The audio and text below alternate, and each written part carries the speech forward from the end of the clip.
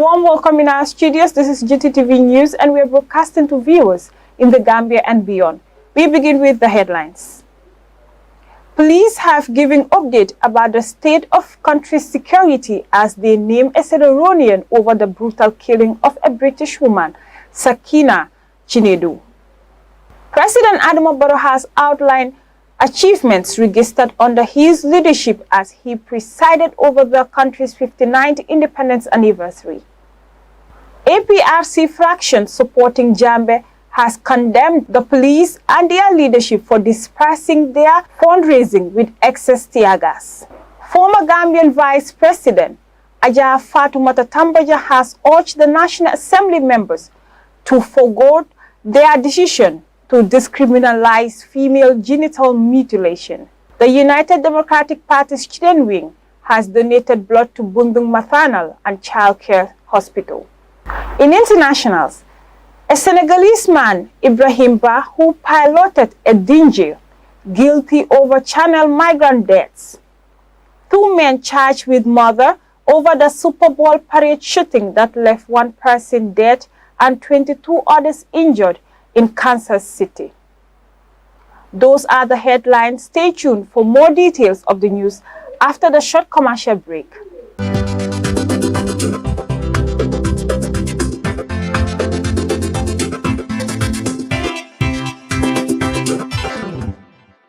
Welcome back. If you're just tuning in, this is Gttv News and I am Aisat Koli. Now, police have named the suspect in the killing of a British woman, Sakina Chinedu, as Augustine Bangura, who is a Cameroonian national residing in the country, while adding that the suspect confessed he used a hammer to kill the victim. Police made the revelation at a press conference held at the Kairaba police station. Modu Lamin Job was at the press conference and he now reports. The police swift response resulted in the arrest of the suspect over the death of the British woman who was killed in her residence last week amid spate of killings in the country. Speaking at a press conference at Kairaba police station on Tuesday, the regional commissioner Bodo Keita has named the suspect as one Augustine Bangura, who is a Sierra Leonean national. The top cop added that the suspect has already confessed to killing the deceased with a hammer. Then the police were able to get admission from the suspect. He confessed of doing the act, and then he led the police to recover the properties that he stole after murdering Madam Chinedu. And then the police definitely went back with him to the crime scene. Chinedu is on a construction at a new site at Police Commissioner Keita unveiled some of the materials evidence recovered from the suspect after his arrest by police after allegedly taking the life of the 60-year-old woman, while announcing that the suspect will be taken to court in a few days to come. It's a village between Kunkuja Mariama and Mahmuda. That's where she was murdered by the suspect, Augustine Bangura, who is a Sierra Leonean national.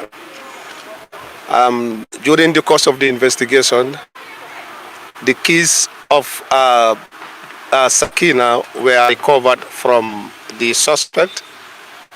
He kept them at the residence where he is in Bakote. And then we also recover some of the items that were stolen from the deceased. Then we also recovered the hammer that he used to kill Madam Chinedu.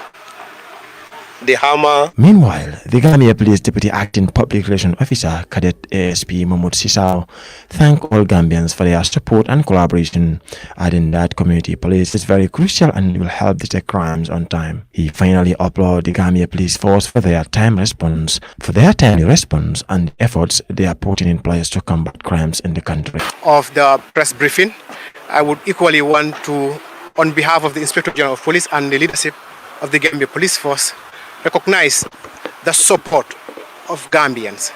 Like we would always say, we can't do this alone. You have seen of recent, most of what we have been doing, most of the successes is as a result of the support that we receive from the civilian population, that's the Gambian people. And I think that is a good thing, because together, it's only together that we can be able to secure this country. And the community policing component, which the Inspector General of Police is emphasizing that every community should have a community policing component to collaborate and work with police officers within those regions and districts and stations to be able to detect crimes early and be able to prevent the occurrence of this. Reporting for Gttv News, I am Modlamin Joe.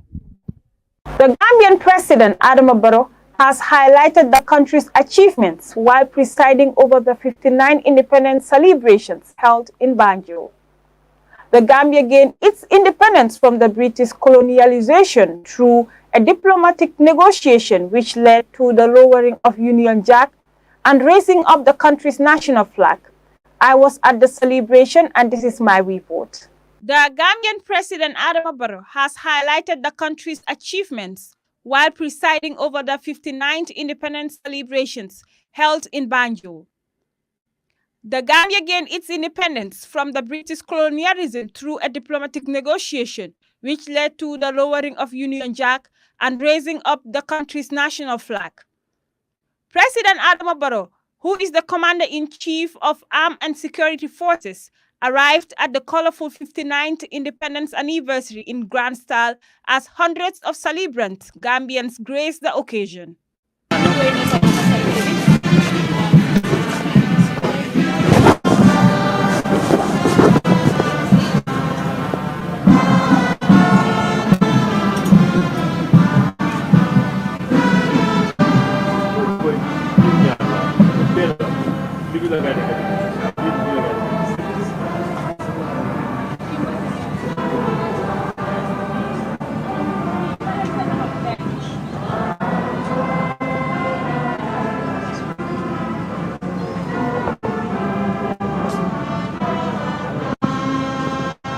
The celebration commenced with the traditional parade by the security men and women in uniform, led by Lieutenant Colonel Abdoulaye Ba of the Gambia National Army, with a breathtaking display of drill skills by various security forces.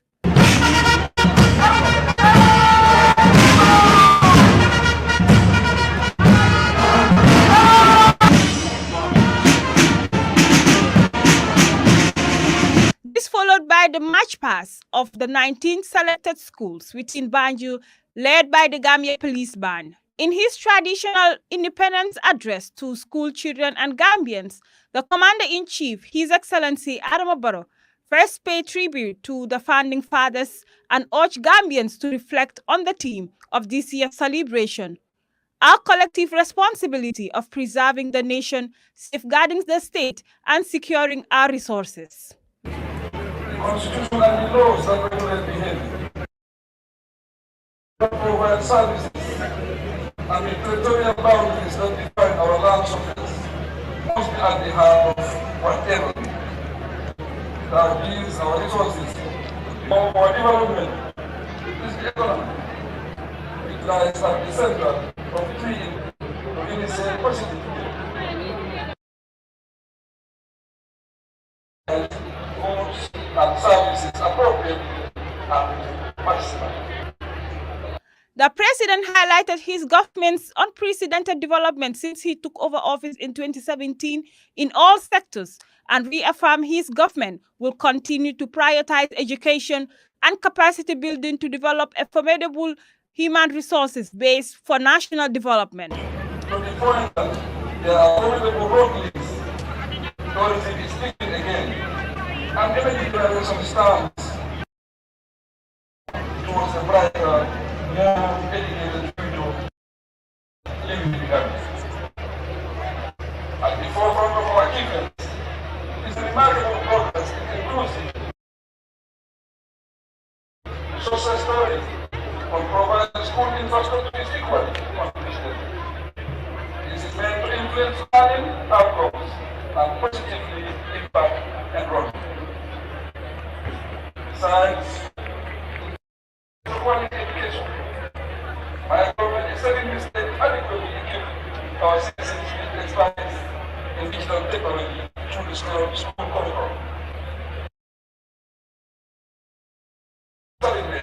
More teachers and students would excel in coming justice to anyone. He said despite challenges faced by young people of the country, there are lots of opportunities that young people can strive on, such as education, trainings in building a strong economy, and expanding self-employment within young people. Nations particularly use drive for education and training. You must realize therefore that skills education and training expanding self-employment and allowing you to take control of your economy. Establishment and upgrade of tertiary and higher education institutions by what so is the present with modern education. Make the most of all words and your family communities. And the goals, key in use is never lost. Stick to your schoolwork. The president commended the participation of Gambians from all diverse backgrounds in activities leading to the celebration of the 59th independence celebrations and said that the national dialogue will be an yearly event and called for all Gambians to maintain peace and stability in the country. Aissatou Koli, Gambian Talents TV News. Police have come under condemnation for using tear gas to disperse supporters belonging to APRC NATO Alliance while holding their fundraising on Sunday at the Talindim Buva Zone Center. The group has condemned police action as brutal and unprofessional conduct of security forces ever in the history of the country. Patunding Cho reports. This came barely 24 hours after their fundraising was abruptly brought to an end by the police, who accused the group of flouting the laws of the country. However, the APRC NATO Alliance supporters dismissed police claims of violating any law of the country, while insisting that they were granted a permit to hold the fundraising show. The group went on to blast the police for executing an illegal command while casting doubt on their rival APRC group, backing Barrow of foul play. Speaking at a news conference held at Lamin, Yaya Tamba, the group leader of non-alliance, described police action against his members as the brutal ever conducted by security forces in the country in the history of the country. He insisted that they were granted a permit by the police despite the fact that fundraising show does not require a permit, but added that they flouted the laws under illegal command. We've come to express our disappointment or dismay on the brutal behavior of the Gambia police force against legally obtained permission to conduct a social gathering for a fundraising. It is brutal in the reason that if the government has to allow us, under power and authority, giving us a permit to organize a fundraising, all of a sudden within 2 hours after the commencement of the program, they come to revoke the permit orally. It's unprofessional, it's unethical, and is very irresponsible, for the simple reason that in as much as a written permit was issued, accepted, therefore if they are to revoke, let them officially write to the source of the request for the permit. We have called to make it very clear to the whole world that we are citizens, we are Gambians, and of course we have our political rights to exercise in this country. We believe the protection of the rights of citizens is wholly and solely accorded to the Republic of the Gambia and the Gambia Security Forces. But in the event that it turns to be a brutality We want the whole world to understand that there is no justice in the Gambia. He revealed 9 of their people were arrested and detained, adding that some were taken to Saro unceremoniously, while adding that they told the police their fundraising is not a political gathering, but a social program. Of our independence as a memorial day, only this time to be interfered by the security forces of the Gambia. We want to ascertain that this is the most criminal action by the security forces, an illegal action by the security forces, where legal documents from the government, from the police force, has been issued to us, only to be tampered with by ordinary calls and directives for us to keep away. The saddest thing about this is innocent women who have just come to grace the occasion, equally come to enjoy the Independence Day celebration of the Gambia, were tear gassed, unceremoniously, unrespectfully, and an uncontrolled manner against our people.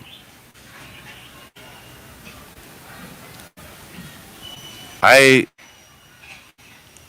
am so doubtful the type of government that Gambia people are having, leading peace and calling for a dialogue, political dialogue from all angles, so that we can talk a unified language to ensure Gambia's development agenda does not leave any political party outside.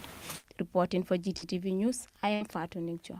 Former Vice President of the Gambia, Aja Fatoumata Tambaja, has urged the National Assembly members to reconsider their decision in attempting to decriminalize female genital mutilation. The practice has been outlawed in the country in Jammeh's regime, which attracts 3 years jail sentence and a heavy fine of $50,000. Fatou Baji picks up the rest of that story. Top Gambian diplomat's call comes amid a contentious debate around female genital mutilation, which some MPs are on the plan to repeal a law criminalizing the deep-rooted traditional practice in the country. The MP's move has been widely condemned by women rights activists who are pushing for the country's lawmaking body to consider their decision. Speaking at the National Dialogue with political party leaders and civil society groups at the International Conference Center, Aja Fatoumata Tambajang urged the National Assembly members to consider their decision to lift the ban on FGM. She also recommended that both the presidential and legislative elections be held on the same day to avoid a waste of resources, while urging Gambians to unite and put their differences behind for the betterment of the country. For National Assembly members to reconsider the lifting of the ban on FGM. Number 3, I'm recommending that the elections, local elections, legislative and presidential, be held on one day. Of course, we only know the rationale. This is what obtains in other countries. It's more economically viable and also more, because our people don't usually understand or appreciate that presidential, none one of these elections is more important than the other. She finally continued to recommend ways on how the country can tap potential economic growth locally and internationally, while calling on government to invest in the youths and women for more economic growth of the country. Diaspora, including the diaspora. But before I go to the diaspora, there are a lot of resources that you have at the regional and the sub-regional level. You have the African Trade Agreement, Continental Trade Agreement, that has a lot of billions of dollars. How do we, Gambia, taps in those resources to help the indigenous businesses to grow and be sustainable? We also look at the women, just as my daughter has said, Dr. Georgia. We have to also look at the possibility of cooperation in terms of national capacity building. Reporting for Gttv News, I am Fatmata Esbaji. The United Democratic Party student wing has launched a drive on Independence Day by donating blood to Bundung Maternal and Child Care Hospital. The group blood donation drive has been welcomed as a good initiative in giving back to communities to save lives. Hafsatuba reports. As the adage goes that the life you save might yours has been fulfilled by the students' wing of the opposition United Democratic Party, who spare their time, resources, and part of their health well-being to generously donate blood to the Bundung Maternal and Child Care Hospital as part of their social corporate to communities around the country. Dozens of the wing's members voluntarily stepped forward to donate their blood to the hospital to help save lives. Speaking at the donation ceremony, Ismail Fadera, who is the president of the UDP Students' Wing, described the donation as a goodwill gesture, while adding that there is no better way of celebrating independence than giving back to your country. He said that it is an initiative that the UDP Students' Wing described to come up with such initiative to organize an Independent Day blood donation drive in Bundung Maternal and Child Hospital. He further thanked the CEO, staffs, donors, and executives. There is no better way to celebrate independence than to give back to your country. It is in this initiative that the UDP Students' Wing decided to come up with such initiative to organize an Independence Day blood donation drive in Bundung Maternal and Child Hospital. I would use this opportunity to thank the CEO of the hospital, which is no other person than Dr. Mamadi Cham and his entire staffs, for opening their doors for us, because it was not easy to at least reach at where we are today. And then secondly, I would like to thank all the donors that answered to our call. It was not easy to have reached at this particular point in time, because when we first initiated this, a lot of people said it's going to be a daunting task. But then you have seen people that reach out to us to answer to our call. Meanwhile, the former MP of Bundung Kakunda, Bakari Njai, also welcomed the initiative and said that only young and visible leaders will think like this. There is no better way to celebrate our independence than coming back to our hospital, in particular Bundung Maternal and Child Health Hospital, a hospital that is specially for women and children. It's a maternal hospital. Women come from all over the country to come and deliver here, because it is a hospital that is specialized in it, and day in, day out, there is a need for blood for women who give birth and for those who are either sick or need blood to deliver. It is a laudable initiative. We thank you for the foresight to think like this. It is only young visionary leaders that normally thinks like this. We encourage you, we applaud you to continue with this laudable initiative. Reporting for Gambian Talent TV News, I am Hafsatuba. From that story by Hafsatuba will lead us to our first commercial break. When we come back, we'll look at the international scene. Stay tuned.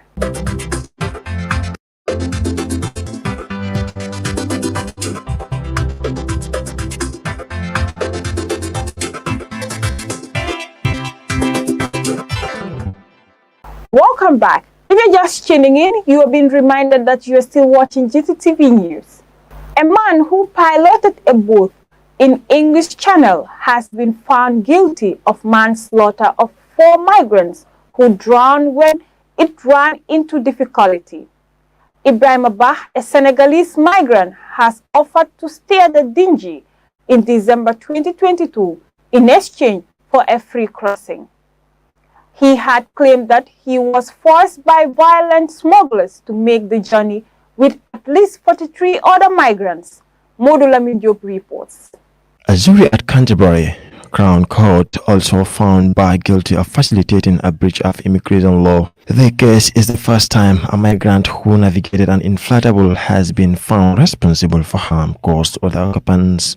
The BBC's home and legal correspondent Dominic Cassiani said Bah, who previously told the court he had changed his mind about piloting the boat to UK when he arrived at the beach on the French coast and saw it was too small for the number of passengers. The home-built low-quality inflatable should not have held more than 20 people, but he claimed he was assaulted by smugglers and threatened with death if he did not go ahead with the crossing. Tukan Atkinson Casey, prosecuting, said the pilot Bah owed them a duty of care to ensure their safety and protect them from the overwhelming risks to their lives. Libby Clark, a specialist prosecutor for the Crown Prosecution Service, said he could have turned back. That's what some of the migrants wanted to do. Bah, who a court determined was an adult but whose exactly age is in dispute, will be sentenced on Friday afternoon. He was found guilty by the jury by a majority of 10 to 2 of 4 counts of gross negligence manslaughter, which the CPS described as where a death is as a result of a grossly negligent act or omission on the part of the defendant. Bah was also found guilty unanimously of facilitating illegal entry to the UK. The jury in a previous trial held last summer was dismissed after being unable to reach a verdict. The court had that a crew on a British fishing boat came across the sinking boat and tried to rescue the passengers with help from the RNLI Air Ambulance and UK Border Force. A total of 39 survivors were brought ashore in Dover, but the exact number of migrants who drowned is unknown, as it appears at least one person's body believed to have not been recovered. Many of the passengers, not all of whom had life jackets, paid thousands of euros to smugglers. Ms. Clark said the crossing on a sober and reasonable analysis was almost bound to fail. Reporting for Gttv News, I am Morlamin Job. 2 men have been charged with murder for last week's deadly shooting at the Super Bowl victory parade in Kansas City. A woman died and 22 others were injured during the shooting, which police said stemmed from 2 men arguing. The charged men, identified as Dominic Miller and Leading Mass, were both shot and wounded during the incident. Jane Baba reports. 2 teenagers were charged with resisting arrest and gun violations last week. Prosecutor Jan Peters Baker of Jackson County said at a press conference on Tuesday that the 2 men had been charged with second-degree murder, 2 counts of armed criminal action and unlawful use of a weapon. Mr. Mills was the one who got into an argument at the event and drew a handgun, Ms. Peters Baker alleged. Other people then drew guns during the incident, officials said. That included Mr. Miller, who prosecutors believe is the one who shot and killed Lisa Lopez Galvin, 43, during the incident. Both men are being held on a $1 million bond. The 2 were initially taken to a hospital to be treated for their injuries after the shooting. They remain in hospital where they were recovering. Ms. Lopez Galvin's family said in a statement that they were thankful for the arrest of the 2 suspects. In a statement, she added that though it does not bring back our beloved Lisa, it is comforting to know that the Jackson County Prosecutor's Office and the KCPD made it a top priority to seek justice for Lisa. Those who had to witness this tragedy unfold and the Kansas City community. Their charges are in addition to the 2 teenagers who were charged last week. He later told police he hesitated to shooting because he knew there were kids there, but began firing after he had someone in the rival group say he would get him. Mr. Miller initially told police he was trying to flee when he was struck by gunfire, but later recanted when faced with video evidence. He admitted to shooting 4 or 5 times, One of the bullets fired by his gun struck Ms. Lopez Galvin. The investigation into the shooting remains ongoing. Ms. Peters Baker said that further charges may follow. The 22 people wounded in the incident range in age from 8 to 47. According to Kansas City Police, the two shooting was one of the several to take place at sports celebrations across the U.S. in recent memory. In June last year, a shooting at a celebration for the Denver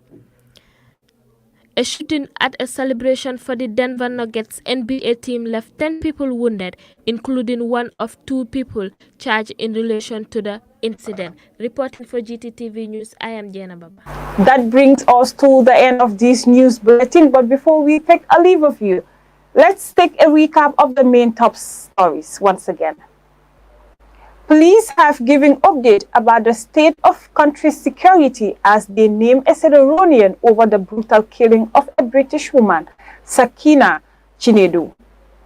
President Adama Barrow has outlined achievements registered under his leadership as he presided over the country's 59th independence anniversary. APRC fraction supporting Jambe has condemned the police and their leadership for dispersing their fundraising with excess tear gas. Former Gambian Vice President Aja Fatoumata Tambaja has urged the National Assembly members to forgo their decision to decriminalize female genital mutilation. The United Democratic Party's Children Wing has donated blood to Bundung Maternal and Child Care Hospital. In internationals, a Senegalese man, Ibrahim Ba, who piloted a dinghy, guilty over Channel migrant deaths. 2 men charged with murder over the Super Bowl parade shooting that left 1 person dead and 22 others injured in Kansas City. Well, that's all we have for you, and I have been your presenter in this news bulletin. From our production team, thank you for your company, and do keep following GTTV for more interesting programs and insightful news. Bye-bye.